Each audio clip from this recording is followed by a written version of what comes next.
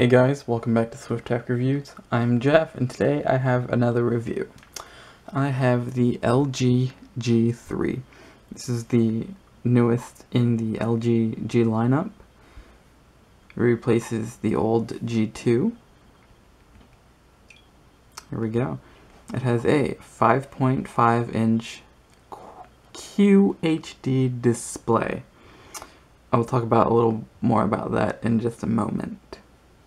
Let's talk about the design. As you can see, it's pretty similar to the outgoing G2. I have that right here.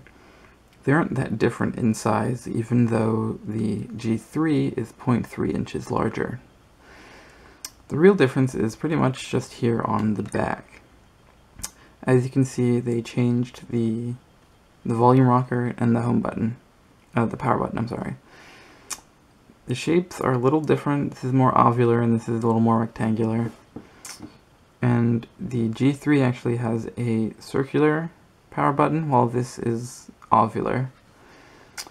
The one thing that I liked about the G2 that the G3 does not have is the power button is backlit, so when you push it, it would light up. That's not the case here on the G3. It's kind of a disappointment since it was on this one. Also up here you have the camera and the LED flash are in the same place, except the G3 has a dual LED flash while the G2 is single. Also, you notice this thing over here, it actually has a function. It's laser for the autofocus. It helps things focus a little faster and a little better. Other than that, they're pretty much the same. Bottom you have the headphone jack and a microphone and USB port.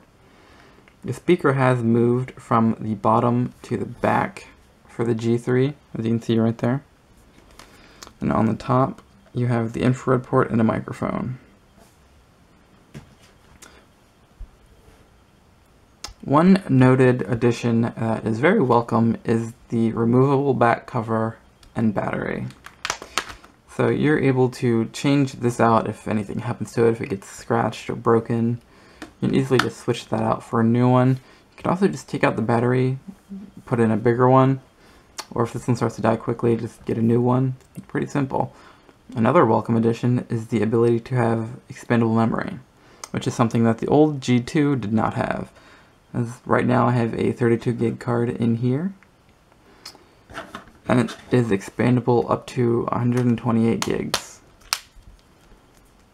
I have the unlocked version, so this does not run LTE here in the States, but I am running on AT&T with HSPA Plus speeds, so it's not all bad. So the display is kind of remarkable and disappointing at the same time. It's 5.5-inch QHD display, as I said previously. However, QHD is 1440 by 2560, giving it a PPI of over, I believe, 530 something. Might be 531, I'll figure that out. It's gorgeous, but I don't really see any difference from a 1080p panel. And a lot of things aren't compatible. I tried downloading one of my games and it was not compatible with this device because the screen resolution was not supported. So that's definitely something to keep in mind if you're a hardcore gamer, that some of your games might not be compatible with this device. Other than that, touch input is accurate. Colors seem vivid and bright and pretty accurate. Software-wise, the LG is running a custom user skin over Android 4.4.2. I'm not sure how I feel about it. It's not so different from the other version of Android that was on the G2. They've definitely flattened things out, but it's kind of disappointing. It's, I don't know. It's nothing I haven't seen before, and it's kind of lacking. Some welcome additions are a pop-up when you get a text message, that you get this little pop-up screen thing that will let you respond to inline, and it just disappears after you send the message. It's cool. can be a little frustrating at times if you're really doing something. You can just exit out, but something to note. Another thing is the keyboard. I will pull up a web page. There are some welcome additions in the keyboard.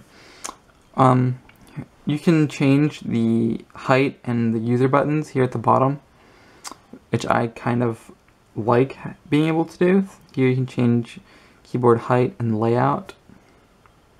You can also remove the numeric keyboard at the top, which was something that irritated me on the G2 keyboard, was that you couldn't remove those.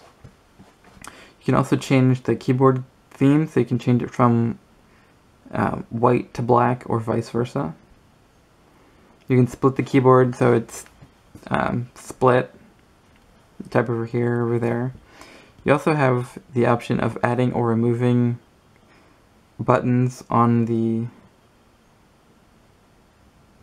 bottom row. So here I removed the settings key, the symbol key, and another symbol key. But I'm going to go ahead and put those back in because they're pretty useful.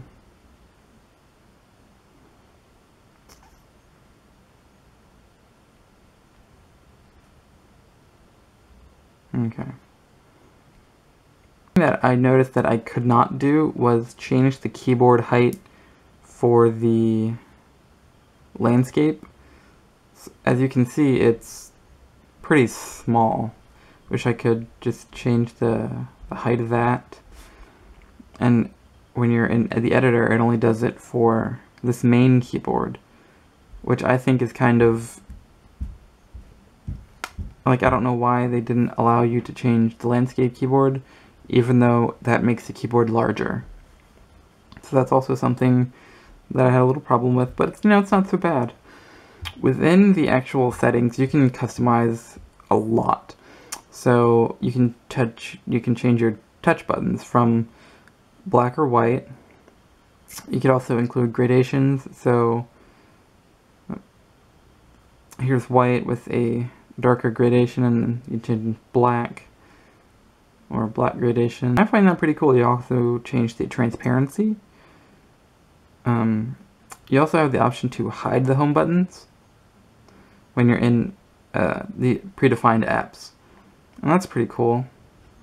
So I'll go ahead and change my color back to white. You can also change the button combination. So here you can add things or remove things. So here you can go ahead and add QSlide, dual window, quick memo, and notifications. I think that's pretty cool, although I don't really like having all of those in there. If I could add the options like settings button, that'd be cool, but you can't. It's still pretty nice. You can change your font to a bunch of predefined. I'm sure you can also download them. Change your font size, brightness, LED, screen timeout, screen stay. So it will watch your eyes just like Samsung does. It'll watch your eyes and screen won't time out. Like, as I said before, gaming is going to be difficult for some people, as some apps haven't been quite updated to support this QHD display. But I'll go ahead and take you into Fast and Furious here.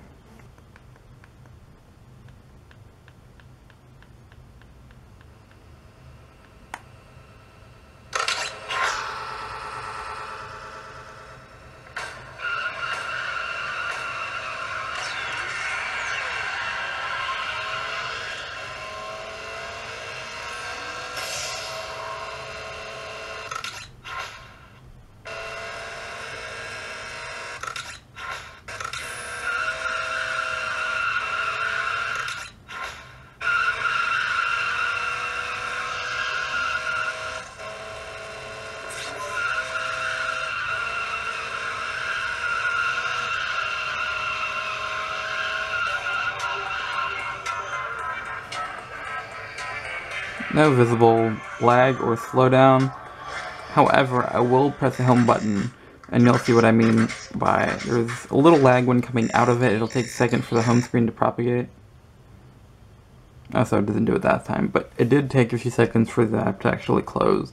That's also something to keep in mind for such a phone so powerful. This skin kind of hinders it and the ability to, really love it. But, it's easy to change. Just go to the App Store or the Play Store and download a new one if you didn't like it so much, which I certainly have done. The camera is actually really nice. Let's go in here.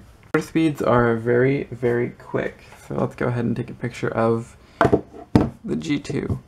The laser definitely earns its money here. Bam. Photo.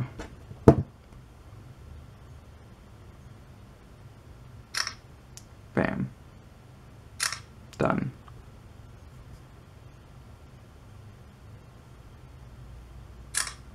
It's so easy to use this camera. Although one thing that I will say is a little disappointing about the camera is the front-facing camera.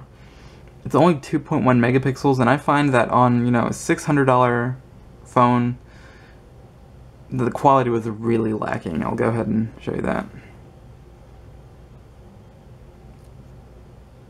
Seems pixelated and noisy.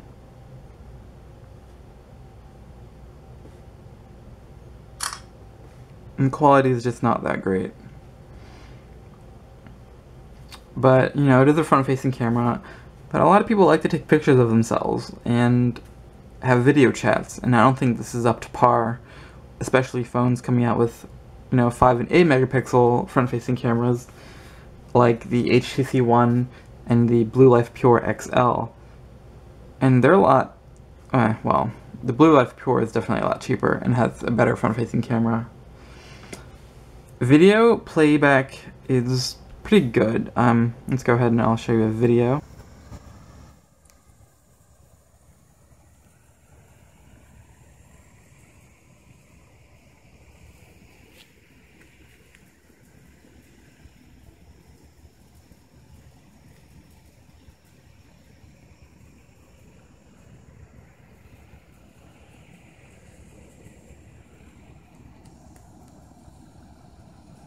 Okay, all in all, the LG G3 is a pretty solid device. It's gorgeous, has a nice hand feel.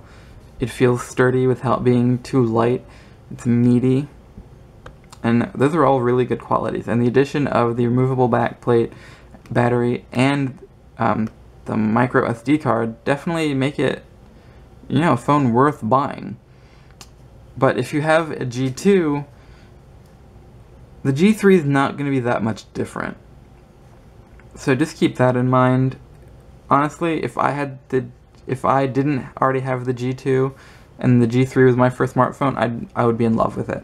However, after having the G2, the G3 is kind of a slight disappointment in some regards, especially with the front-facing camera. But overall, it's a good device, but it's not worth the upgrade from a G2. Alright guys, thanks for watching. Be sure to subscribe to my channel and like us on Facebook at facebook.com/SwiftTechReviews.